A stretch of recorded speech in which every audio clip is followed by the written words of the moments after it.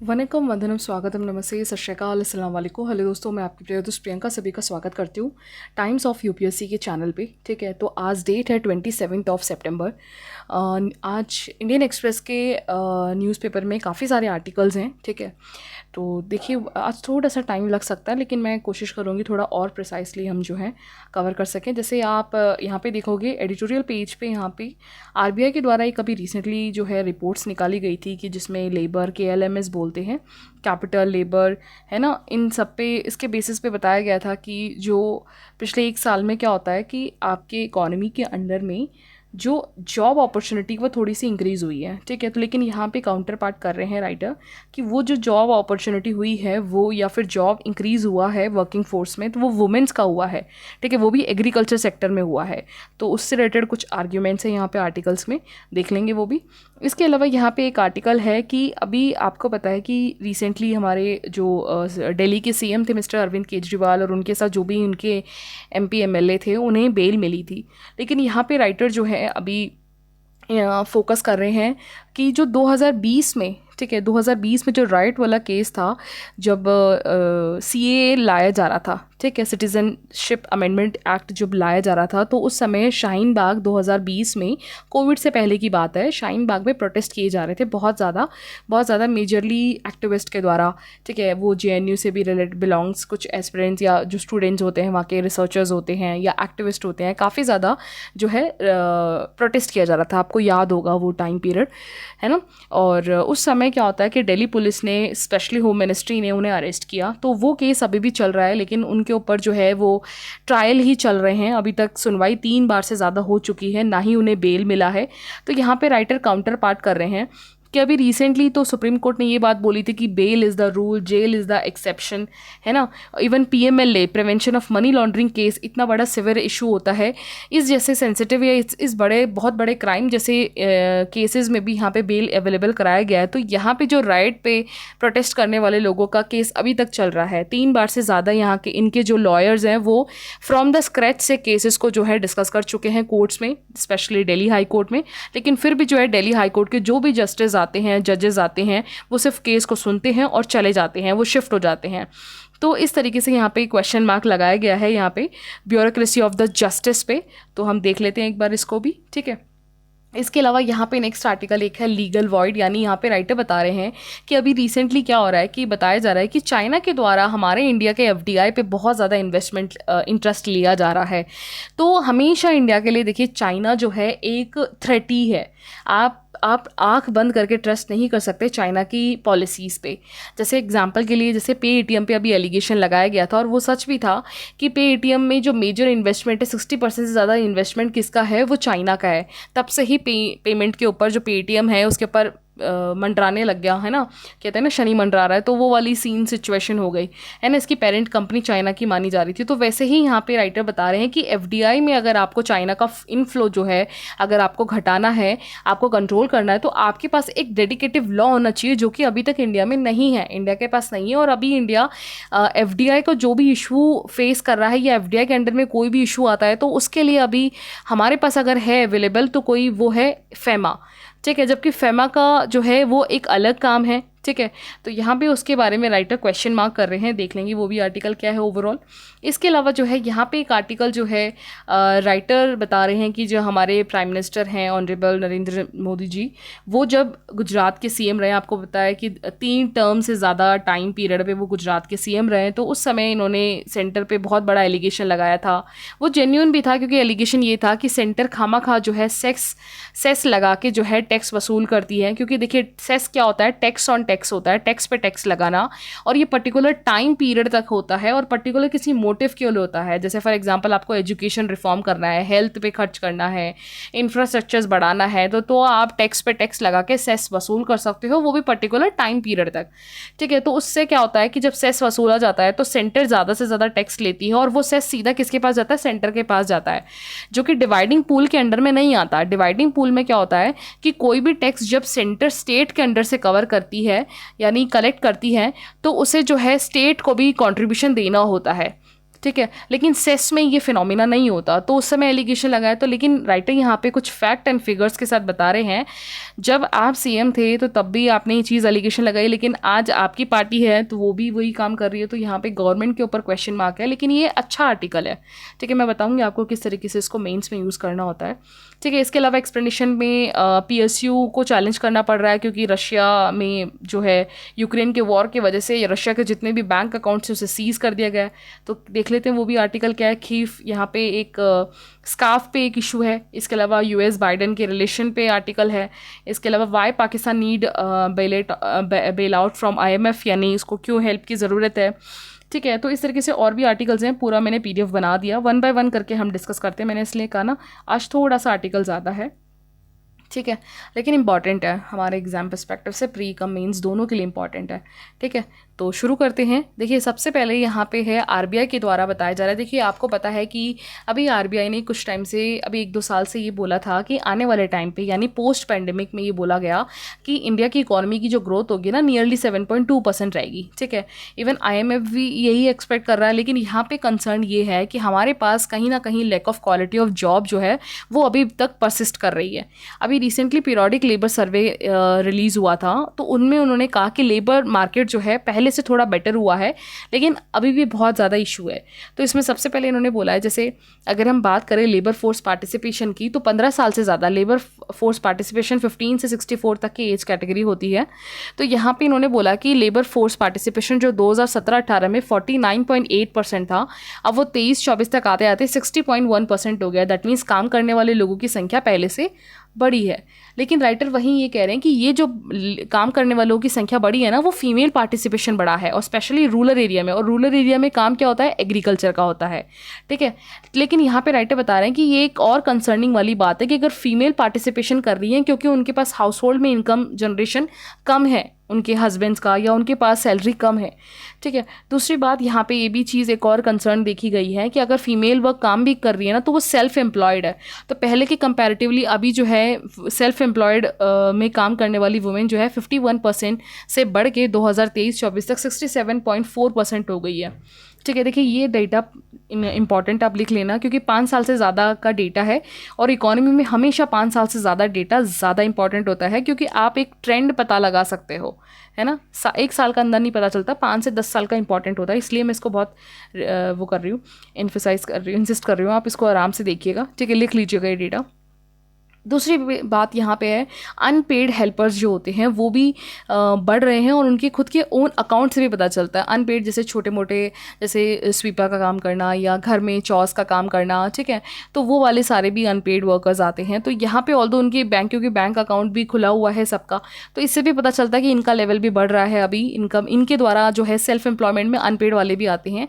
Second जो है, a large section of labour force जो है कंटिन्यूसली इनफॉर्मल सेक्टर में है, ठीक है। और अगर इनफॉर्मल सेक्टर्स की अगर आप डेटा बात करोगे तो नियरली 2023-24 तक आते आते जो है 73.2 है। ऑल्दो इन्होंने बोला है कि पहले से थोड़ा सा कम हुआ है। पहले इनफॉर्मल 2022 में 74.3 था, 1 साल बाद 73.2 है। ओवरऑल अभी इंडिया में 73% जो लेबर्स हैं वो इनफॉर्मल सेक्टर में हैं, ठीक है, जो कि 2017-18 में सिर्फ और सिर्फ 68% था, 68.2% है। दैट मीन्स 2017 से अगर आप बात करोगे इनफॉर्मल 68 से सीधा 73 बढ़ा है। दैट मीन्स बढ़ तो रहा है अगर आप 5 साल से ज़्यादा का डेटा देखोगे। तीसरा इशू जो इन्होंने बताया है वो ये है कि लेबर फोर्स अगर मेनली इंगेज है तो वो एग्रीकल्चर सेक्टर्स की तरफ ज़्यादा इंगेज है अदर देन मैन्युफैक्चरिंग सेक्टर्स के। तो यहाँ पे देखिए 44% से 46% अगर लोग इंगेज है ना, तो वो सिर्फ और सिर्फ एग्रीकल्चर की तरफ से है। एग्रीकल्चर में क्या होता है कि आपका देखिए इनकम जनरेशन नहीं होता है इतना ज़्यादा, है ना, और मैन्युफैक्चरिंग हमारे पास इतनी जॉब अवेलेबल है नहीं। और मैन्युफैक्चरिंग में अगर आप देखोगे तो पहले 2021 में जहाँ 11% था, अब 23-24 में 11.4% है, जबकि मैन्युफैक्चरिंग में डिपेंडेंट होने वाले लोगों की संख्या कम हुई है। और चौथा जो है इशू यहाँ पे ये बताया गया है कि जो अनएम्प्लॉयमेंट रेट है 15 से ज़्यादा 64 तक के एज पे काम करने वाले अनएम्प्लॉयमेंट रेट जो हमारा 2017 में 6% था, 2023-24 तक आते आते वो बढ़ गया है 17% के आसपास, ठीक है, जो कि पहले सिर्फ और सिर्फ 10 से 12% ही हुआ करता था, ठीक है। तो यहाँ पे अनएम्प्लॉयमेंट रेट भी बढ़ गई है, ठीक है। ऑल्दो यहाँ पे जो है दैट मीन्स अनएम्प्लॉयमेंट भी बहुत ज़्यादा हायर है, स्पेसिफिकली हायर भी अगर है ना तो पता है कहाँ पे है, एजुकेटेड लोगों के बीच में ज़्यादा है, स्पेशली जो सेकेंडरी एजुकेशन से ज़्यादा, यानी स्कूल के बाद, ट्वेल्थ के बाद, यानी ग्रेजुएशन लेवल, और हायर, उससे भी हायर यानी ग्रेजुएशन, पोस्ट ग्रेजुएशन में ज़्यादा अनएम्प्लॉयमेंट का जो है इशू कंसर्निंग है हमारे पास, ठीक है। तो लेबर मार्केट पे यहाँ पे रेनफोर्स पे पता चल रहा है कि कितना बड़ा चैलेंज यहाँ पे मतलब है, मेंटेन्ड है यहाँ पे चैलेंज, यानी इसके लिए हमने जो है बहुत बड़ा कोई स्टेप रेम्यूनरेटिव, कोई स्टेप प्रोडक्टिव एम्प्लॉयमेंट अपॉर्चुनिटी को अभी क्रिएट नहीं किया है। तो ये इशू हमें चेंज करने की ज़रूरत है। इंडियन एम्प्लॉयमेंट रिपोर्ट 2024 के तहत इस पर जो है कैपिटल इंटेंसिव इन्वेस्टमेंट की ज़रूरत है ताकि लेबर सेविंग हम कर सके, ठीक है। तो ये 4 इश्यूज़ हैं, बहुत कंसर्निंग इश्यूज़ हैं, आप इसको लिख लीजिएगा क्योंकि डेटा बहुत इंपॉर्टेंट है इसका। नेक्स्ट आर्टिकल पे चलते हैं। देखिए नेक्स्ट आर्टिकल यहाँ पे मैंने जैसे आपको ब्रीफ बताया कि जिस तरीके से बेल के लिए सुप्रीम कोर्ट ने अभी बताया कि bail is the rule, jail is the exception, लेकिन ये हर किसी के साथ होते हुए नहीं दिख रहा है। क्योंकि देखिए क्या होता है कि कोई भी इंसान जो है जिसके ऊपर भी केस चल रहा होता है वो इनोसेंट है अनटिल प्रूवन गिल्टी, जब तक प्रूव नहीं हो जाता वो तब तक इनोसेंट है ना। तो जिस तरीके से अभी अरविंद केजरीवाल के ऊपर यूपीए का पीएमएलए का केस हुआ था और सुप्रीम कोर्ट के फटकारने के बाद जो है इन्हें बेल दिया गया है ना, क्योंकि दिल्ली हाई कोर्ट ने तो बिल्कुल मना कर दिया था, तो वापस दिल्ली हाई कोर्ट ने सेम ही केस जो है उन लोगों पे भी किया जो 2022 में दिल्ली में जो राइट केस हुआ था सिटीजन अमेंडमेंट एक्ट के तहत। तो वहाँ पर जो प्रोटेस्ट कर रहे थे उनका जो केस है उसमें जो कुछ फेमस जो है जो लोग कैद हुए थे वो थे अब्दुल खालिद सैफ़ी, गुलशा फातिमा, एमडी सलीम खान, शेफा उर रहमान, ठीक है। इन लोगों के साथ जो केस है अभी भी चल रहा है, ये प्रोटेस्टर्स थे मेन, ठीक है। देखिए प्रोटेस्ट करने का राइट है, पीसफुली प्रोटेस्ट करने का राइट है, लेकिन यहाँ पे वायलेशन काफ़ी हुआ था, ठीक है। पीसफुली ना होकर यहाँ काफ़ी दंगे फसाद हो गए थे, तो इस थोड़ा सीरियस हो गया था मामला, ठीक है। तो यहाँ पे ऑल्दो केस चलना जो है केस चल रहा है तो बेल के लिए तो अवेलेबल है, क्योंकि सुप्रीम कोर्ट ने खुद बोला है कि bail is the rule, jail is the exception. तो यहाँ पे इनके साथ ये चीज़ होती हुई नहीं दिख रही है जो कंसर्न बता रहे हैं राइटर, क्योंकि क्या होता है कि यहाँ के लॉयर्स बता रहे हैं इनके साथ जो केस लड़ रहे हैं वो 3 बार से ज़्यादा जो है इस केस को शुरुआत से कर चुके हैं। और प्रॉब्लम क्या होता है ना कि दिल्ली हाई कोर्ट में जो जज इसकी केस सुनवाई कर रहे हैं ना, तो क्या होता है कि केस सुन रहे हैं, केस सुनते ही फिर अचानक से कोई वर्डिक्ट या कुछ डिसीजन नहीं देते हैं और इनका ट्रांसफ़र किसी अदर हाई कोर्ट में हो जाता है, ठीक है। और इस तरीके से नए जजेस ही जो हैं ट्रांसफ़र होते हुए दिख रहे हैं, ठीक है। और इवन यहाँ पे अगस्त में अभी recently Jalaluddin Khan versus union of India में भी सुप्रीम कोर्ट ने ये बात बोली थी कि चाहे यूपीए केस हो या कोई भी केस हो, चाहे मनीष सिसोदिया का केस हो, किसी का भी, प्लेइंग इट सेफ, यानी इन्होंने इस तरीके से सुप्रीम कोर्ट ने बहुत सही तरीके से खेला कि बेल देना जो है एक रूल है, ठीक है। बेल तो मिलना चाहिए चाहे वो यूपीए का केस हो या कोई भी केस हो, ठीक है। और यहाँ पे अरविंद केजरीवाल के केस में भी उज्जैन बोयान ने भी, मिस्टर जस्टिस जो उज्जैन थे, उन्होंने भी बेल ग्रांट करी, जो कि दिल्ली हाई कोर्ट ने मना कर दिया था, कहीं की इस बात को ध्यान में रखते हुए कि डेप्रिवेशन ऑफ लिबर्टी नहीं होना चाहिए किसी भी सिटीजन के लिए। क्योंकि क्या होता है डेप्रिवेशन ऑफ लिबर्टी यानी लिबर्टी का जब रिडक्शन होता है ना, चाहे वो 1 दिन के लिए हो या फिर वो 100 दिन के लिए, तो वो एक क्राइम है, ठीक है। तो bail is a legal, it's a rule. तो यहाँ पे एक चीज़ कंसर्न वाली बात है, तो हम इसको एग्जाम के पर्सपेक्टिव से, एग्जाम्पल के पर्सपेक्टिव से हम इसको यूज़ कर सकते हैं कि कहीं ना कहीं यहाँ पे जुडिशरी ऑफ जस्टिस जो है लैग कर रही है हमारे कंट्री में, ठीक है। तो थर्ड आर्टिकल जो है देख लेते हैं। देखिए यहाँ पे एफडीआई का इशू है, इसमें राइटर बता रहे हैं कि जिस तरीके से अभी ऑनगोइंग डिबेट चल रहा है कि फॉरेन डायरेक्ट इन्वेस्टमेंट जैसे चाइना से आ रहा है तो वो एक ऑसिलेशन क्रिएट कर रहा है, क्योंकि चाइना का इन्वेस्टमेंट बहुत डेंजरस है किसी भी कंट्री के लिए, ठीक है। तो यहाँ पे क्या इंडिया के पास कोई लेजिस्लेटिव फ्रेमवर्क है ताकि वो एफडीआई में डील कर सके इंटरनेशनल ट्रेड पे, कि नेशनल सिक्योरिटी को वो हार्म ना करे, ठीक है। तो यहाँ पे जवाब है, राइटर बता रहे हैं नेगेटिव, क्योंकि हमारे पास कोई ऐसा अभी तक कोई लेजिस्लेटिव लॉ नहीं बनाया गया है जो कि एफडीआई नेशनल सिक्योरिटी के लिए घातक है उस पर हम काम कर सके, ठीक है। तो अभी जैसे राइटर बता रहे हैं कि जब अभी बात थी रिसेंटली जब कोविड का टाइम था अप्रैल 2020 में, तो जब वर्ल्ड जो है पेंडेमिक के दौर से गुजर रहा था, तो उस समय इंडिया ने अडॉप्ट किया था new FDI regulation called press note 3, PN3 बोलते हैं। और PN3 के अंदर क्या है, ये काम किसके अंडर में करेगा, फेमा क्या है, the foreign exchange management act के अंडर में काम करेगा, जिसमें इन्होंने बोला कि जो भी डेवलपमेंट है, जो भी मेंटेनेंस होगा फॉरेन एक्सचेंज मार्केट के तहत, वो इसके अंडर में होगा। PN3 करेगा, और PN3 किसके लॉ के एक्ट के बेस पे काम करेगा, फॉरेन एक्सचेंज मैनेजमेंट एक्ट के तहत करेगा। दैट मीन्स ये चीज़ जो है नया कोई एक्ट या नया कोई इन्वेस्टमेंट, नया कोई लॉ जो है नहीं लाया गया था।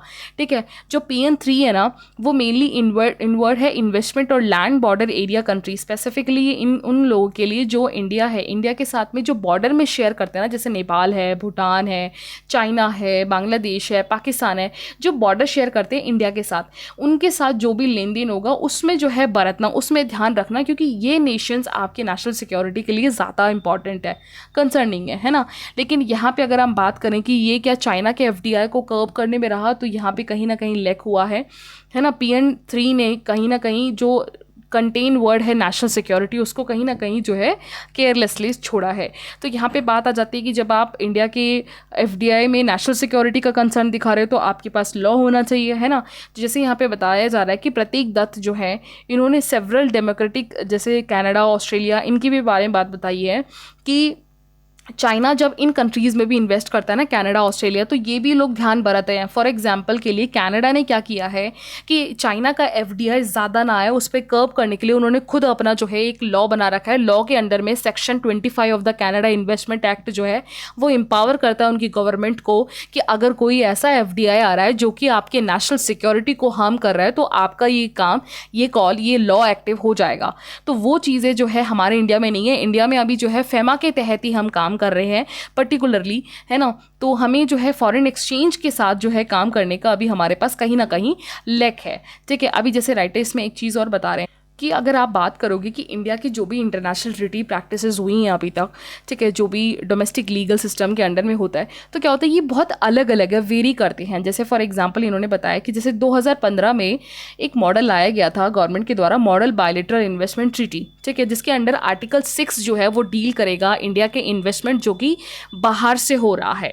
ठीक है, और वहीं आर्टिकल BIT का मॉडल आर्टिकल 33 जो है वो करेगा नेशनल सिक्योरिटी में कोई प्रॉब्लम ना क्रिएट हो। दैट मीन्स यहाँ पे ये है कि कोई जनरल लॉ नहीं है जो नेशनल सिक्योरिटी और इंटरनेशनल जो इन्वेस्टमेंट होगा इन दोनों को साथ में कर्व करे, कि कोई ऐसा FDI जो FDI की वजह से नेशनल सिक्योरिटी प्रॉब्लम में आ जाएगी, इसको ध्यान में रखते हुए इसको कंट्रोल करने के लिए या इस पे जो है रेगुलेशन या निगरानी रखने के लिए कोई लॉ इंडिया के पास नहीं है। ठीक है, चाहे वो आप अगर general agreement on tariff and trade की बात कर लो, ठीक है, जिसको गेट बोलते हैं, जो WTO में आ गया, ठीक है, या फिर वेरियस जो भी ट्रेड एक्सचेंज में आते हैं, जो डिफ़िकल्टीज फेस करना पड़ सकता है जो नेशनल सिक्योरिटी के लिए हार्मफुल है, उसके बिहाफ पे नहीं है हमारे पास। जैसे राइटर यहाँ पे एक एग्जांपल बता रहे हैं कि जैसे अभी 2019 में आपको पता चला था कि जैसे ही पुलवामा वाला अटैक हुआ था 2019 फरवरी में, तो इंडिया ने क्या किया, WTO के तहत जो है पाकिस्तान पे बैन कर दिया, मोस्ट फेवर्ड नेशन से हटा दिया, ब्लैक लिस्ट में भी डाल दिया था इसको। तो ब्लैक लिस्ट में कोई कंट्री डल जाती है ना, तो क्या होता है कि इंडिया के साथ जो टाई अप कंट्रीज़ हैं वो भी फिर उस कंट्री के साथ ट्रेड नहीं करेंगे। ठीक है, और उस समय भी इंडिया ने क्या लॉ यूज़ किया था, इंडिया ने यूज़ किया, India rely upon the section 8A clause 1 custom tariff act law related to the custom duties. और ये मेनली इमरजेंसी पावर होता है, जब आपको टैरिफ इंक्रीज करना होता है या टैरिफ से रिलेटेड कोई इशू हो गया, तब ये एक्ट यूज़ किया जाता है, ना कि आपके ऊपर कोई टेरर अटैक कर रहा है और उस कंट्री से फिर आपको इकोनॉमी आपको बंद करनी है, तो उसमें ये वाला एक्ट जो है आपका यूज़ नहीं किया जाता कस्टम ड्यूटी का। तो राइटर बता रहे हैं कि ये ऑलरेडी हमारे साथ हो चुका है। जब पाकिस्तान ने हमारे पर अटैक किया था तो उस समय जब हमने उसकी इकोनॉमी बंद करी थी, तब भी हमने जो है कस्टम ड्यूटी का सहारा लिया, या फिर हमारा FEMA के तहत कस्टम टैरिफ एक्ट जो है उसका यूज़ करते हैं। That means vulnerable section. ये पता चलता है कि इंडिया में ये कितना बड़ा एक इशू है कि कहीं ना कहीं नेग्लिजेंस, न्यू दिल्ली ने नेग्लिजेंस बनाए रखा है इंटरनेशनल लेवल पे, है ना। जो ट्रेड एंड जो ट्रैफिक्स, जो भी ट्रेड एंड कॉमर्स होता है, उसमें एक लीगल आपके पास FDI के रिगार्डिंग नहीं है। ठीक है, तो यहाँ पे राइटर बता रहे हैं कि ये बहुत वल्नरेबल है, इसमें काम करने की ज़रूरत है कोर्ट ट्रिब्यूनल्स को। ठीक है, तो यहाँ पे लॉज लाने का एक नीड है। ठीक है, तो ये आई थिंक आपको समझ में आया होगा इशू क्या है। और याद रखिएगा ये टर्म प्रेस नोट 3 ऑप्शन में आ जाएगा प्रीलिम्स रिलेटेड। ये क्या है, ये एक न्यू FDI रेगुलेशन है। ठीक है, प्रेस PN3 जो कि 2020 में आया था। ठीक है, और ये काम करेगा एक्सचेंज मैनेजमेंट एक्ट FEMA के तहत। ठीक है, नेक्स्ट आर्टिकल पर चलते हैं। तो देखिए यहाँ पे सेम ही आर्टिकल है, सेस के ऊपर है। ऑल्दो यहाँ पे देखिए, जैसे मैंने बताया था आपको, जैसे यहाँ पे PM जब CM थे ना गुजरात में 2012 में, तो उनका दिया हुआ एक स्टेटमेंट है कि इन्होंने बोला था कि सेंटर जो क्या कर रहा है अपनी पॉलिसी में, जिस तरीके से चीज़ों को फिनेंशियल एलोकेशन में जो मोनोपोलीज अपना रहे हैं ना, उससे क्या हो रहा है, पूरी तरीके से हमारा जो फेडरल सिस्टम है वो ही ब्रेक हो रहा है। फेडरल सिस्टम क्या है, सेंटर और स्टेट के साथ दोनों के द्वारा मिलकर जो है देश को, नेशन को चलाना है ना, जिसमें कुछ पावर सेंटर के पास होती हैं, कुछ पावर स्टेट्स के पास होती हैं, और वो दोनों मिलकर जो है कुछ चीज़ों में लॉज बनाते हैं जिसको हम बोलते हैं हम कॉन्करेंट लिस्ट। ठीक है, तो उसी बेस पे आपका नेशन चलता है, वही स्ट्रक्चर है आपका कॉल्ड फेडरल स्ट्रक्चर। ठीक है, क्योंकि पावर किसी एक के पास नहीं है ना, यूनिफॉर्मिटी नहीं है कि सेंटर के पास ही कुछ पावर्स है, ऑल्दो कुछ पावर्स ऐसे हैं जो सिर्फ और सिर्फ सेंटर के पास है। ठीक है, तो यहाँ पे एलिगेशंस लगाया गया था, क्योंकि एलिगेशन इसलिए था उस समय सेस बहुत लिया जा रहा था। तो यहाँ पे राइटर बता रहे हैं उसके बाद जो है 2015 में जब इनकी सरकार आई, बीजेपी की सेंटर पे सरकार आई, तो 14th फाइनेंस कमीशन में इन्होंने एक चीज़ अनाउंस करी जो कि बहुत तारीफ़ काबिल था फेडरलिज्म में। इन्होंने क्या अनाउंस किया कि जो टैक्स पूल होता है, जैसे आपको पता है कि सेंटर जो है टैक्स वसूल करती है स्टेट से, ठीक है, और वो पैसा वसूल करके स्टेट जो है, सेंटर जो है ओवरऑल फिर डिस्ट्रीब्यूट करती है फाइनेंस कमीशन के तहत, जो रिकमेंडेशंस दी जाती है हर एक स्टेट को कि भैया इस स्टेट की पॉपुलेशन कितनी है। 5 क्राइटेरिया के बेसिस पे काम होता है कि पॉपुलेशन कितनी है, फॉरेस्ट कवर कितना है, एरिया कितना है। ठीक है, इसमें 2 और क्राइटेरिया है। ठीक है, जिसके बेसिस पे जो है फाइनेंस कमीशन पैसा देता है स्टेट्स को, है ना, हर 5 साल के लिए। तो वो चीज़ जो है क्राइटेरिया पहले 32% ही था ओवरऑल, उस चीज़ को टैक्स पूल को बढ़ा के 42% किया सबसे पहले 14th फाइनेंस कमीशन में, जो कि तारीफ़ काबिल है कि सेंटर में जितना ज़्यादा आपने टैक्स वसूल किया उसको उतना ही रिटर्न देना, जितना आपने लिया उतना उससे ज़्यादा उसको रिटर्न देना, स्टेट अपना काम कर पाएगा। ये किसके द्वारा दिया जाता है, सेंटर के द्वारा। ठीक है, तो यहाँ पे राइटर बता रहे हैं कि लेकिन इसमें से एक बहुत घिनौनी चीज़ जो थी वो थी सेस। क्योंकि सेस क्या होता है, देखिए बेसिक टर्म है सेस। सेस क्या होता है, एक स्पेसिफिक टैक्स होता है जो कि यूनियन गवर्नमेंट जो है फंड रेज करने के लिए लगाती है टैक्स पे। ऑलरेडी टैक्स, जैसे मान लीजिए कोई 100 रुपये का एक प्रोडक्ट है, ये प्राइस इसका 80 रुपये है, लेकिन 20 रुपये इसके ऊपर टैक्स है, लेकिन अब इस पर सेस लग के ये प्रोडक्ट 120 रुपये का हो जाएगा। तो ये 20 रुपये यहाँ पे सेस कलेक्ट कर रही है। कौन कलेक्ट कर रही है, सेंट्रल गवर्नमेंट। और क्यों कलेक्ट कर रही है, मान लीजिए सेंटर ने ये अनाउंस किया कि आने वाले 5 साल के अंदर इसको एजुकेशन में जो है इन्वेस्टमेंट बढ़ाना है, या फिर उसने कहा कि कोई हेल्थ सेक्टर में खर्च करना है, तो उसको पैसे की ज़रूरत है, तो वो क्या करेगी, टैक्स पे टैक्स लगाएगी, जिसको हम सेस कहते हैं। ठीक है, तो यहाँ पे क्या होता है कि अब वो जो सेस मिल रहा है ना, वो टैक्सिंग डिवाइडिंग पूल में नहीं आता। यानी डिवाइडिंग पूल यानी जो सेंटर स्टेट से कलेक्ट करके पैसा वापस इसको देती है, जो फाइनेंस कमीशन के रिकमेंडेशन के बेस पे दिया जाता है, उसमें सेस नहीं आता। यानी सेस के अंडर में कलेक्ट किया हुआ जो भी पैसा होगा उसको पूरे, उसका मालिक कौन होगा, सेंटर खुद होगा। ठीक है, तो यहाँ पे यही बात है कि अब जैसे राइटर बता रहे हैं कि यहाँ पे जैसे जीएसटी हुआ था, कंपनसेशन सेस भी लगाया गया था, यहाँ पे सेस ऑन हेल्थ पे लगाया गया, एजुकेशन पे लगाया गया, इंफ्रास्ट्रक्चर्स, एग्रीकल्चर, स्वच्छ भारत, एक्सपोर्ट, क्रूड ऑयल, बहुत सारी चीज़ों में इस गवर्नमेंट ने 2015 के बाद जो है बहुत ज़्यादा चीज़ों पर सेस लगाया है। अगर हम डेटा के हिसाब से बात करें तो 2012 में जहाँ सेस 7% था यूनियन गवर्नमेंट के द्वारा टैक्स रेवेन्यू में, वो 2015 में बढ़ के 9% हो गया, और 2023 तक आते आते वो 16% हो गया। ठीक है, तो 2019 में कलेक्शन का जो पैसा है वो 13 लाख करोड़ रुपए था। और जीएसटी कंपनसेशन अलग है, आपको पता है कि इशू अलग चल रहा है कि जब जीएसटी कलेक्ट किया जा रहा था तो एक कंपनसेशन सेस भी था। ठीक है, तो सेंट्रल गवर्नमेंट ने क्या बोला कि इसको रीसेटल किया जाएगा स्टेट्स के अंडर में, क्योंकि ये सेस जीएसटी के अंडर में कलेक्ट किया हुआ जो सेस है वो स्टेट को मिलना चाहिए, लेकिन अभी तक वो बंटवारा नहीं किया गया, वो एक अलग इशू चल रहा है। ठीक है, तो यहाँ पे राइटर बता रहे हैं जीएसटी कंपनसेशन जो सेस पिछले 5 साल में कलेक्ट हुआ है ना क्रूड ऑयल पे, वो अकेला क्रूड ऑयल पे 84,000 है, जो कि स्टेट को इसमें से कुछ भी रुपया नहीं मिला है। ठीक है, तो यहाँ पे ओवरऑल राइटर जो है इसमें ये कहना चाह रहे हैं, अभी और भी डेटा मैं बताऊंगी, इसमें ओवरऑल मुद्दा ये है कि भाई जो आप सेस कलेक्ट कर रहे हो ना स्टेट से, तो उसमें स्टेट का भी तो हक है ना।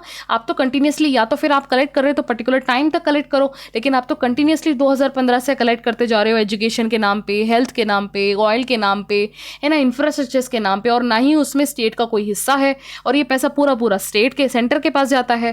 ठीक है, या फिर अगर आप सेस कलेक्ट कर रहे हो तो इसका कुछ अमाउंट फाइनेंस कमीशन के अंडर में जो डिवाइडिंग पूल होता है, या तो उस नंबर को बढ़ाओ, आप 42% 45% कर रहे हो तो 45% के आसपास बढ़ाओ, है ना। तो ये डिमांडिंग है इन स्टेट्स की, ठीक है। तो ये एक इशू है। तो यहाँ पे देखिए शेयर ऑफ सेस जो है union government gross tax revenue collect करती है। जैसे यहाँ पे ग्रॉस वही ना कि इस सेस के द्वारा क्या होता है, मेनली पैसा जुटाती है सेंट्रल गवर्नमेंट अपने खर्च के लिए। तो पहले जहाँ 6% था वो धीरे धीरे 18% तक हो गया। और जो डिवीजन पुल यानी स्टेट को देने वाला जो टैक्स है वो 89 से 79% हो गया। दैट मीन्स जो पैसा स्टेट को दिया जाना चाहिए, जो चीज़ स्टेट से ही कलेक्ट कर रहे हो वो भी आपने कम कर दिया, और जो सेस आप कलेक्ट कर रहे हो वो आपने बढ़ा दिया, जो चीज़ आपके सीधे जेब में आएगा सेंटर के पास, ठीक है। इवन कैग ने भी, जो आपका मेनली ऑडिटर का काम करता है सेंटर और स्टेट का, कैग कंट्रोलर ऑडिटर जनरल, ठीक है, इसने भी जो है ये बात मेंशन करी थी कि 2018-19 में कि यूनियन गवर्नमेंट को जो है जो 2.5 लाख करोड़ उन्होंने सेस के अंडर में टैक्स वसूल करा था कंसोलिडेटेड फंड ऑफ इंडिया से, उसमें से 1 लाख करोड़ तो सिर्फ और सिर्फ सेस का था, और 10,000 करोड़ तो किसके लिए था, रोड के लिए था, ठीक है। तो इस तरीके से बहुत ज़्यादा फंड जो है सेस के अंडर में कलेक्ट किया जाता है। जबकि ये बात कुछ जैसे चाहे ऑयल हो या किसी और डेवलपमेंट के नाम पे, ठीक है। लेकिन इसका क्या होता है, जैसे अगर आप बात करोगे किसी कमिटी ने अभी तक कुछ बोला नहीं है क्या कि ये सेस कितने लिमिट में होना चाहिए, किस में नहीं होना चाहिए, इसमें है, जैसे आगे मैं आपको बताऊंगी। इवन यहाँ पे राइटर बता रहे हैं कि पिछले 10 साल में अगर आप बात करोगे ना तो रेवेन्यू भी जो है, यानी revenue that means normally GDP के बेसिस पे कि लोगों का इनकम कितना जनरेट हुआ है, तो वो सिर्फ और सिर्फ 8% से 9.6% तक, नियरली लेस देन 1% भी है। यानी लोगों की जो सैलरी है वो तो कम है और आपके द्वारा जो टैक्स वसूला जा रहा है वो ज़्यादा है, ठीक है। तो ये चीज़ बहुत ज़्यादा प्रेशराइज कर रही है। दूसरी बात, अभी रिसेंटली कर्नाटक के गवर्नमेंट ने, कर्नाटक की जो चीफ मिनिस्टर है उन्होंने और भी एनडीए और इवन ऑपोजिशन गवर्नमेंट के साथ मिलकर जो है एक वार्तालाप करी और इस पे क्वेश्चन मार्क लगाया कि जो tax collection through the centre है, यानी सेस के द्वारा जो कलेक्शन किया जा रहा है वो बहुत ज़्यादा किया जा रहा है। उस पर लेटर भी लिखा, एलिगेशंस भी लगाए गए हैं, ठीक है। और रही बात अगर क्या इसके ऊपर कोई कर्व नहीं है, यानी कोई कमेटी अभी तक बैठी नहीं है जिसने ये सजेशन किया हो या रेकमेंड किया हो सरकार को कि भाई आपको क्या कितना सेस लगाना चाहिए, कितना सरकार के लिए ठीक है, सेंटर के लिए और स्टेट के लिए, है ना। तो यहाँ पे 1980s में ही ना एक सरकारी कमीशन थी जिन्होंने रेकमेंड करा था कि जो सेस और सरचार्ज है वो एक लिमिटेड तक ही लगाना चाहिए। सेम 2010 में आई पुंछी कमीशन ने ये बोला था, जब सेस को आप एक अमाउंट से ज़्यादा बढ़ाते हो तो वो एक बर्डन का काम करता है, ठीक है। तो यहाँ इस चीज़ पे रेकमेंड किया गया है, लेकिन ऑल्दो चाहे सरकारी कमीशन हो या पुंछी कमीशन हो, इस पे जो है सेंटर ने काम नहीं किया है, ठीक है। और जब 15th फाइनेंस कमीशन, यहाँ पे एक चीज़ बताना भूल गई, जब 14th फाइनेंस कमीशन में जब सेंटर ने 32 से 42% का पूल डिवीजन बढ़ाया ना, कि सेंटर अब आपको 32 से 42% का टैक्स देगा जो आपसे टैक्स वसूला जाता है। तो उस समय बहुत बड़े ग्रैंड, बहुत पार्टी वार्टी के साथ, अरुण जेटली उस समय फाइनेंस मिनिस्टर थे, तो उन्होंने बहुत बड़े ग्रैंड लंच के साथ ये न्यूज़ अनाउंस करी थी। तो यहाँ पे राइटर उसी चीज़ को मतलब सरकास्टिक वे में बोल रहे हैं कि कोई भी जो है टिन स्टैफल, यानी there is a no such thing as a free lunch. कोई भी अगर खाना भी परोसता है तो वो कोई फ्री का नहीं होता। दैट मीन्स कोई भी काम अगर फ्री में आपको दिख रहा है तो एक्चुअल में वो फ्री में नहीं है, उसके पीछे जो है मोटिवेशन कुछ और होता है, ठीक है। तो ये बहुत ही बेहतरीन एक आर्टिकल था मेंस के लिए। और प्रीलिम्स के लिए आपको सेस पता होना चाहिए कि सेस क्या है, ठीक है। और फिनेंस कमीशन आपको पता होना चाहिए। फिनेंस कमीशन जो है सेंटर को, जो स्टेट को जो पैसा देती है टैक्स के फॉर्म में, वो किस पैरामीटर के अंडर में देती है और किस स्टेट को फिनेंस कमीशन के द्वारा जो है सबसे ज़्यादा टैक्स अभी तक दिया जाता है। तो आप प्लीज़ कमेंट सेक्शन में मुझे मेंशन करिएगा कि पहली बात तो आप ये बताइए कि फिनेंस कमीशन किस आर्टिकल के तहत है हमारे कॉन्स्टिट्यूशन में। दूसरा, फिनेंस कमीशन ने किस पैरामीटर के तहत सेंटर को पैसा जो देता है, वो स्टेट को जो पैसा देता है सेंटर फिनेंस कमीशन के रिकमेंडेशन में, तो वो कुछ पैरामीटर का यूज़ करता है। 5 पैरामीटर्स हैं, तो वो पैरामीटर कौन से हैं ये बताओ। तीसरी चीज़ मुझे ये बताओ कि सबसे ज़्यादा जो फंडिंग है वो किस स्टेट को जाती है और सबसे कम फंडिंग है वो किस स्टेट के पास जाती है फिनेंस कमीशन के रिकमेंडेशंस पे। तो ये 3 क्वेश्चन का जवाब आपको अभी कमेंट सेक्शन में लिखना है, ठीक है। तो गाइस प्लीज़ देखिए, पार्टिसिपेट कीजिए, क्योंकि ये आपका ही रिवाइज होगा। आप जितना इंडल्ज होंगे, क्योंकि मैं भी अपना पूरा शिद्दो-ज़ान से सारा काम कर रही हूँ ताकि हम ज़्यादा से ज़्यादा एक न्यूज़पेपर से ही हम पूरा रिजल्ट ले सकें, है ना। तो इसका फ़ायदा और तब होगा जब आप क्वेश्चंस का जवाब दोगे और आप कुछ क्वेश्चंस पूछोगे अगर आपको नहीं समझ में आ रहा या और क्या क्या हमें करना चाहिए, तभी मज़ा आएगा आपको डेली, है ना। वरना ये बोरियत लगेगी ये काम भी कि यार फिर एनालाइज करना है, फिर रीड करना है, लो फिर अब सुनो इसको भी, तो मैं समझ रही हूँ, क्योंकि आपकी जगह भी और मैं खुद अपनी जगह भी जान रही हूँ दोनों को, इसलिए ठीक है। क्या, नेक्स्ट आर्टिकल पे चलते हैं। तो देखिए इसका मुद्दा, एक्सप्लेनेशन पेज का मैं मोटा मोटा आपको समझा देती हूँ। इसमें क्या है, देखिए आपको पता है कि हमने जो है हमारे कुछ ऑयल के PSUs हैं, पब्लिक सेक्टर यूनिट्स हैं, जैसे फॉर एग्जांपल के लिए ONGC, oil India, Indian oil corporation, Bharat petro resources. ये कंपनी जो है इन्होंने क्या किया है, रशिया में इन्वेस्टमेंट किया है, ठीक है, ऑयल में। और कौन कौन से प्रोजेक्ट में, जैसे यहाँ पे मैंने नाम हाईलाइट कर दिया, शाकिलीन प्रोजेक्ट 1 में 26% है, वैंकूर प्रोजेक्ट में है, ठीक है। जैसे यहाँ पे एक और प्रोजेक्ट है आपका तास यूरक प्रोजेक्ट। ये सारे ऑयल से रिलेटेड प्रोजेक्ट्स हैं। ये न्यू प्री में आ सकता है कि ये प्रोजेक्ट किससे रिलेटेड है। तो इसमें क्या है, हमने नियरली 6 बिलियन जो है इन्वेस्ट किया है। अब बात क्या आती है कि इस प्रोजेक्ट से पैसा तो जनरेट हो रहा है, इनकम, लेकिन भाई ये जो पैसा जनरेट इनकम इंडिया का हो रहा है रशिया में, तो अब रशिया से इंडिया में शिफ्ट करना पड़ेगा। और रशिया फॉरेन कंट्री है, तो फॉरेन कंट्री से जब आप दूसरे फॉरेन कंट्री में जब मनी ट्रांसफ़र करते हो तो आप उसमें यूज़ करते हो स्विफ्ट का मेथड, ठीक है।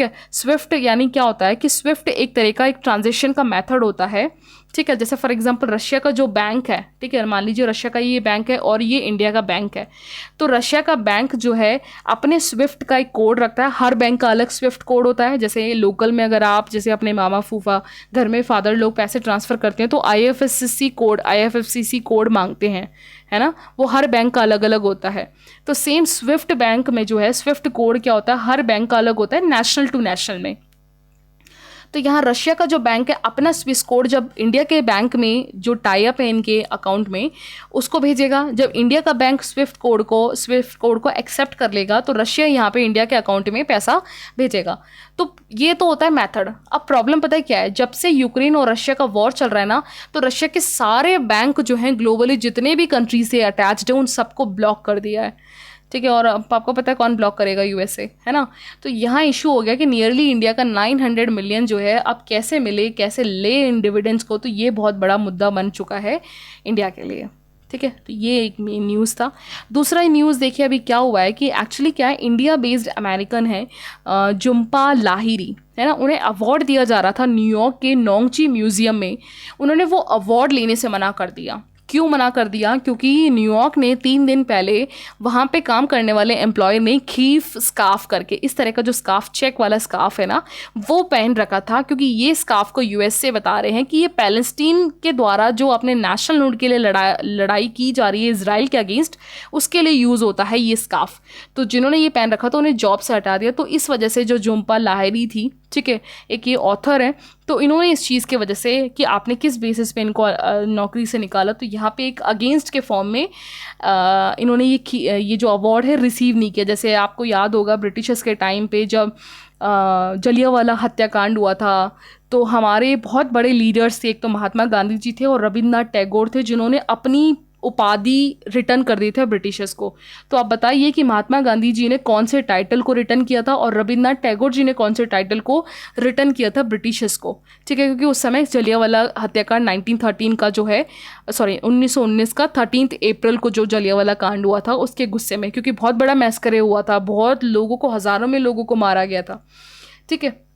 तो आप मुझे कमेंट करके बताइए। तो यहाँ पे मेन इंपॉर्टेंट जो होता है, ये टर्म आ सकता है कि ये खीफ क्या टर्म है। बेसिकली क्या होता है, ये एक वेस्ट एशिया में यूज़ करने वाला स्कार्फ है, कॉटन का बना हुआ होता है, ठीक है। एक्चुअली इसको इसलिए कनेक्ट कर रहे हैं पैलेस्टीन से, क्योंकि पैलेस्टीन में जो है इसको लोगों ने यूज़ किया है अपने प्रोटेस्ट के टाइम पे फेस को छुपाने के लिए। और स्पेसिफिकली 1970 में जो पैलेस्टीन का PLO, पैलेस्टीन लिबरेशन ऑर्गेनाइजेशन था, उसके जो लीडर थे यासर अरफत, उन्होंने बहुत पॉपुलराइज हुआ था ये स्कार्फ। तो तब से जो है लोगों का मानना हो गया कि ये स्कार्फ जो है पैलेस्टीन लोगों का है। इवन आप सोचिए ना कि इवन USA ने तो वाटरमेलन को भी बैन कर रखा है, क्योंकि वाटरमेलन का जो कलर है वो पैलेस्टीन के फ्लैग से मैच करता है इससे। तो आपको कैन्स का पता भी होगा, बहुत सारे मॉडल्स ने पहले, वो हमारे यहाँ पे इंडिया की तरफ से भी एक मॉडल गई थी जिन्होंने वाटरमेलन का एक बैग कैरी कर रखा था, वो भी बहुत बड़ा बवाल हुआ था, ठीक है। तो यही है ओवरऑल इस वाले आर्टिकल में। तो यहाँ पे टर्म इंपॉर्टेंट होता है कीफ। खैर इस इशू में तो मैं क्या बोलूँ, क्योंकि आपको पता है कि पैलेस्टीन और इजराइल की जगह में कौन सही है।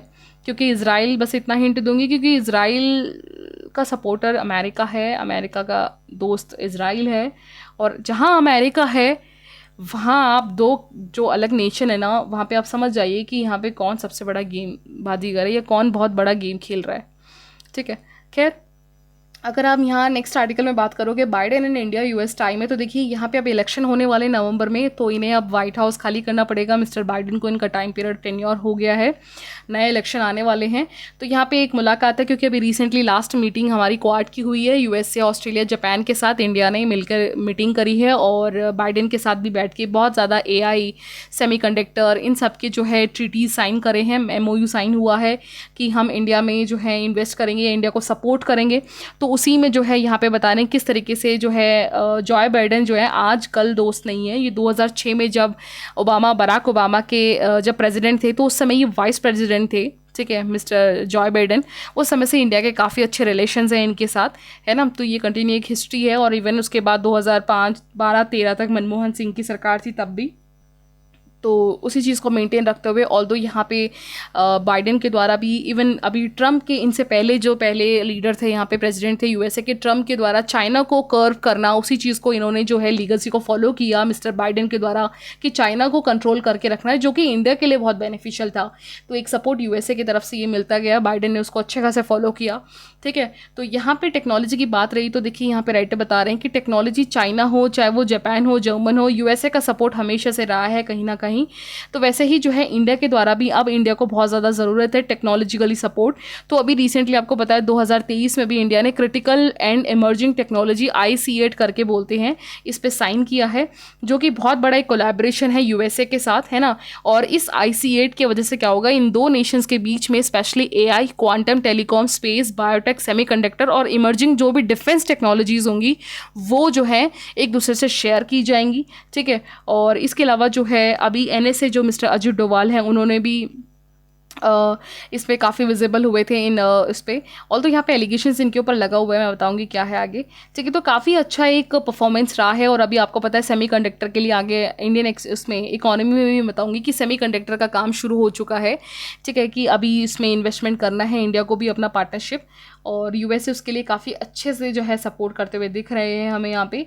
ऑल तो यहाँ पे राइटर बता रहे हैं कि कुछ इशू जो अभी यूएस बेस्ड जो मिस्टर गुरपतवंत सिंह पन्नू थे, जो कि प्रो खालिस्तान सेपरेटिस्ट है, उनकी डेथ में कहीं ना कहीं हमारे इंडिया के जो रॉ एजेंसी है उन पर एलिगेशन लगाया गया था कि इन्होंने जो है अमेरिका में आके इन्हें मारा है, ठीक है। एलिगेशन है वो एक अलग चल रहा है, जिसके ऊपर अभी जो NSA मिस्टर डोवाल और उनके साथ के जो भी और भी सिविल सूट के लोग थे, उनके ऊपर एक एलिगेशन लगाया गया था। ऑल्दो इंडिया ने उसको खारिज किया है साफ साफ कि नहीं है, लेकिन अभी डोवाल जी जो है अभी कश्मीर, जम्मू एंड कश्मीर का इलेक्शन भी चल रहा है, तो वहाँ थोड़े बिजी होते हुए दिख रहे हैं।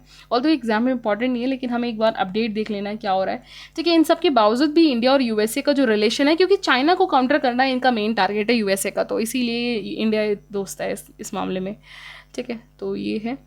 और नेक्स्ट यहाँ पे देखिए, आपको पता है कि पाकिस्तान कुछ टाइम से 2-3 साल से कितना ज़्यादा जूझ रहा है इकोनॉमिकल क्राइसिस से। तो अभी रिसेंटली इन्होंने जो है EFF यानी एक्सटेंडेड फंड फैसिलिटीज़ के तहत इन्होंने IMF से 7 बिलियन रुपए और मांगा है, $7 मिलियन जो है मांगा है इनसे, ठीक है। ऑल्दो यहाँ पे देखिए IMF बेल आउट जो है वो किस बेसिस पे दिया जाता है, पुअर गवर्नेंस क्या होता है कि जब आप कोई भी नेशन है जब अपना पुअर गवर्नेंस करता है, यानी अपना जो इकोनॉमिक का स्ट्रक्चर है वो जब ठीक ना हो और वो डेफिसिट में शिफ्ट हो रहा हो, ना उसका एक्सपोर्ट इंपोर्ट अच्छा जा रहा है, ना उनकी जॉब एम्प्लॉयमेंट अच्छी जा रही है, ओवरऑल इकोनॉमिक क्राइसिस पे फेस कर रहा है, तो यहाँ पे बेल आउट दिया जाता है IMF के द्वारा। इंडिया ने भी फेस किया था 1990s के आसपास, ठीक है। तो अभी जो है यहाँ पे पाकिस्तान है वो फेस कर रहा है।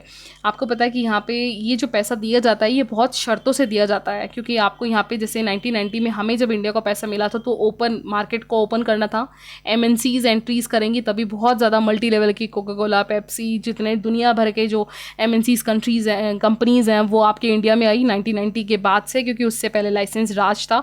तो सेम सिचुएशन अभी पाकिस्तान के साथ भी है। ऑल्दो यहाँ पे देखिए पाकिस्तान के मामले में तो एक ही चीज़ है कि आप जो बोते हो उसी की आप फसल काटते हो, सीधी बात है। तो इन लोगों ने अपना इकोनॉमी का स्ट्रक्चर चेंज नहीं किया। ऑल्दो यहाँ पे एक चीज़ ये और बता रहे हैं कि अभी जो इनके पास फॉरेक्स रिजर्व था, देखिए अभी 2023 तक का रिजर्व है कि 3 बिलियन तक पहुँच गया था, अब इसको 9 बिलियन तक बढ़ा दिया है with the support of China, Saudi Arabia और UAE के द्वारा। ऑल्दो यहाँ पे ये जो पैसा 7 बिलियन दिया जा रहा है वो इनफ नहीं है, $7 बिलियन, क्योंकि इसके पास कर्जा है। अभी एक्सटर्नल डेप्ट 130 बिलियन है, और इसके अलावा अभी कम से कम उसको 90 बिलियन ओवर और एक्स्ट्रा चाहिए, ठीक है। तो अब इशू है। और यहाँ पे जो बेल आउट दिया जाता है, देखिए मैंने कहा ना कि स्ट्रक्चरल चेंज करना होगा, क्योंकि मैंने कहा ना वही बात है, टेफल यानी कोई भी चीज़ फ्री में नहीं मिलती है आपको, यहाँ पे बहुत कॉम्प्रोमाइज़ करना पड़ता है आपकी इकोनॉमी को, और वेस्ट तो कभी नहीं देगा फ्री में। तो जो क्लाइमेट चेंज जैसे चीज़ों में इन्होंने 100 बिलियन से आगे नहीं बढ़ाया, तो आप समझ रहे हो कि लोन जैसे चीज़ों में या फिर बेल आउट जैसी चीज़ों में कोई देगा क्या। तो ये है इशू। खैर इसके अलावा यहाँ पे एक आर्टिकल है, देखिए सेमीकंडक्टर के ऊपर है कि इंडिया स्टार्टअप करेगा अब कंट्री का फर्स्ट नेशनल जो है क्या बोलते हैं सिक्योरिटी कंडक्टर का। देखिए अभी क्या होता है कि अभी आपको पता है कि जॉय बाइडेन के साथ मीटिंग थी, तो यहाँ पे 2 सेक्टर हैं जो मेनली डिफेंस में काम करेगी कंपनी, तो भारत सेमी और 3D टेक करके। एक्चुअली इसको जो है ना अभी 3-4 साल पहले कैलिफोर्निया भेजा गया था 3D टेक को और ये भारत सेमी को। अब ये मेजरली ये 2 कंपनी उभर कर आ रही हैं जो इंडिया के मिलिट्री और डिफेंस में जो है मैन्युफैक्चरिंग, जो भी सेमीकंडक्टर या जो चिप बनाएंगी वो 2 ये कंट्री बनाएगी, ठीक है, सॉरी 2 ये कंपनी बनाएगी, कंट्री कह रही हूँ, 2 कंपनी बनाएंगी। और ये फर्म किसके द्वारा बनाया हुआ है, वीरेंद्र कपूर जो कि एक बायोलॉजिस्ट हैं, विनायक दालिमा, मुकुल सरकार, ये सारे एकेडमिस्ट हैं। अब ये इनके नाम खैर देख लीजिए आप, ठीक है, इनके द्वारा ये बनाया जाएगा। और ऑल्दो इनको जो है अभी इन्होंने सबसे पहले defence trade and technology initiative के तहत इन्हें लिस्टेड किया था। क्या होता है कि देखिए जो कैलिफोर्निया है ना, कैलिफोर्निया बेर्कले यूनिवर्सिटी में हर साल कम से कम 2 कंपनी वर्ल्ड वाइड ली जाती है, किसी भी रैंडमली 2 कंट्रीज़ को ऑप्ट किया जाता है ताकि उन्हें जो आने वाले AI सेमीकंडक्टर इनके ऊपर जो भी टेक्नोलॉजीज़ हैं उन्हें जो है एज अ वर्कशॉप के थ्रू जो भी कॉन्ट्रैक्ट होगा वो बताया जाता है। तो उसमें 2 कंपनी हमारी इंडिया की सेलेक्ट हुई थी। कौन सी वो थी, ये थी आपकी भारत सेमी और 3D टेक। तो अब वो जो है इन्हें 2019 के बाद एक प्रोजेक्ट भी मिला इंडियन एयर फोर्स बैक का जो है यहाँ पे काम करने का, ठीक है। तो ये एक बहुत ही बेहतरीन, बहुत ही तारीफ़ काबिल एक स्टेप है कि अब हमारी आत्मनिर्भर भारत वाली बात है कि खुद की जो कंपनी है, खुद का जो इंडिया का नेशनल कंपनी है वो काम करेगा। और आपको पता है सेमीकंडक्टर में तो अभी दुनिया जहाँ का ताइवान कंपनी जो है TSMC है ना, ताइवान सेमीकंडक्टर कंपनी है, वो सबसे बड़ा टॉप पे है अभी। ऑल्दो उसके मुकाबले तो अभी हम नहीं हैं, लेकिन इंडिया के द्वारा ये स्टेप उठाना बहुत ही शानदार वाली बात है कि अब इंडिया की तरफ से इंडिया की खुद की ओन कंपनी काम करेगी, और स्पेशली मिलिट्री और डिफेंस के लिए, ठीक है। और इसके अलावा यहाँ पे आर्टिकल है, देखिए अभी प्राइम मिनिस्टर नरेंद्र मोदी ने जो है Tata son and Taiwan based Powerchip semiconductor manufacturing के साथ बात करी, और इससे क्या हुआ कि एक प्रोजेक्ट साइन हुआ है कि जो धोलेरा, गुजरात का जो धोलेरा है वहाँ पे ये मैन्युफैक्चरिंग हब बनाया जाएगा, ठीक है। तो ये भी बहुत अच्छा अचीवमेंट है अभी रिसेंट अचीवमेंट में से। और इससे क्या होगा कि आपकी चिप मैन्युफैक्चरिंग होगी इंडिया में ही, जैसे ताइवान, चाइना, ठीक है, ये कंट्रीज़ बड़े हैं, तो अब ऐसे धीरे धीरे बढ़ेगा। तो यहाँ पे धोलेरा गुजरात याद रखिएगा, जो कि किस कंपनी, टाटा इंसन Taiwan based power PSMC power semiconductor manufacturing corporation जो है सेमीकंडक्टर मैन्युफैक्चरिंग प्रोजेक्ट बनाएंगे ये, ठीक है, एक न्यूज़ में है। इसके अलावा यहाँ पे देखिए आपको पता है ये आरजीकर कॉलेज वाला जो रेप केस था वेस्ट बंगाल का, उसी में एक केस है कि वे जो वहाँ के प्रिंसिपल थे उनके ऊपर ये एलिगेशन था बायोमेडिकल वेस्ट के ऊपर उन्होंने कुछ ना कुछ करप्शन किया है, ठीक है। तो उसमें कैसे पता चला, जब इनकी रिपोर्ट निकाली थी CPCB के अंडर में कि सेंट्रल कंट्रोल बोर्ड और स्टेट कंट्रोल बोर्ड के तहत कि एक हॉस्पिटल में जब जितने बेड होते हैं, जैसे 1 लाख बेड है तो 1 लाख बेड पे कितने बायो वेस्ट निकलते हैं, तो वो जो है मिसमैच होता हुआ दिख रहा है। जैसे यहाँ पे एक डेटा देख लीजिए, जैसे कि अगर बेड आप मान लीजिए 1 बेड है तो वेस्ट 42% निकलेगा, लेकिन ट्रीटेड 22% है, तो बचा हुआ 22% कहाँ चला गया, ठीक है। तो इस तरीके से यहाँ पे मिसमैच होता हुआ दिख रहा है। तो ये इंपॉर्टेंट मिसमैच, ये डेटा इंपॉर्टेंट नहीं, लेकिन हमारे लिए इंपॉर्टेंट है ये बायोमेडिकल वेस्ट क्या होता है, ठीक है। तो आप इस चीज़ को कहाँ से पढ़ेंगे, आप पढ़ेंगे लक्ष्मीकांत कह रही हूँ, शंकर IAS की बुक है, उसमें अच्छा खासा ये पूरा दे रखा है बायोमेडिकल वेस्ट, तो आप एक बार उससे वहाँ से रिवाइज करिएगा, ठीक है। इसके अलावा यहाँ पे एक आर्टिकल है, देखिए यहाँ पे आपको पता है साउथ चाइना सी है ना, साउथ चाइना सी में आए दिन ये चाइना जो ये बोलता है कि ये पूरा एरिया मेरा है ना, ताइवान पे तो अलग है ही उसका इशू। तो यहाँ पे जापान ने क्या करा, सबसे पहले जो है यहाँ पे ये जो स्टेट है ताइवान स्टेट पे, यहाँ पे अपनी वेसल निकाली है। तो यहाँ एक कहीं ना कहीं पहली बार है जब जापान पंगा ले रहा है चाइना से, तो ये मैसेज है जापान के द्वारा चाइना को कि डिस्ट्रॉय करने का। खैर, तो ये मैप इंपॉर्टेंट है लोकेशन। और लास्ट में एक आर्टिकल है, देखिए यहाँ पे वर्ल्ड के longest surviving death row inmate है, यानी देखिए ये एक पर्सन है, इनका नाम है हकामदा। इन्हें 1966 में ना 5 लोगों के मारने पे जो है एलिगेशन पे इन्हें केस हुआ था और मृत्यु सज़ा दी गई थी, 100 साल का कैद था। ऑल्दो यहाँ पे केस चला अब अनटिल, क्योंकि प्रूफ एविडेंस नहीं है कि इन्होंने ही मारा, तो ये नॉट गिल्टी हुए हैं, लेकिन नॉट गिल्टी होने के लिए इन्हें कम से कम 46 ईयर तक कम से कम जेल में रहना पड़ गया। तो अब ये एक एग्जांपल आप यूज़ कर सकते हो कि वर्ल्ड की डेवलप कंट्री जापान में भी लॉ एंड ऑर्डर्स कितने स्लो हैं कि कई बार अगर आपके पास एविडेंस भी नहीं है, क्योंकि एविडेंस नहीं है तो आप गिल्ट नहीं हो, है ना, अंटिल प्रूवन गिल्ट है तो तब तक अब इन लेकिन 44 कह रहे थे 48 ईयर्स जेल में बिताए। तो आप सोचिए कि इनको कितना बड़ा, यहाँ पे इनकी सिस्टर है तो इन्होंने बताया कि एक्चुअली कि बहुत बड़ा ट्रॉमा है इनके लिए, ये भूल नहीं पा रहे हैं, है ना, जेल में बंद वाली चीज़ें इन्हें ज़्यादा याद आती हैं, तो इसका कंपनशिएट क्या होगा। तो ये एक एग्जांपल है, ठीक है। तो ओवरऑल आर्टिकल है, तो बताइएगा कैसे। आज थोड़ा लंबा ज़्यादा हो गया क्योंकि बहुत ज़्यादा आर्टिकल्स थे, आप खुद देख रहे हो, और इंपॉर्टेंट इसमें क्या मैं छोड़ दिया, आप सोचिए इकोनॉमी बेस्ड आर्टिकल ज़्यादा थे, इसलिए मैंने कहा स्किप नहीं कर सकते। तो ओवरऑल थैंक यू।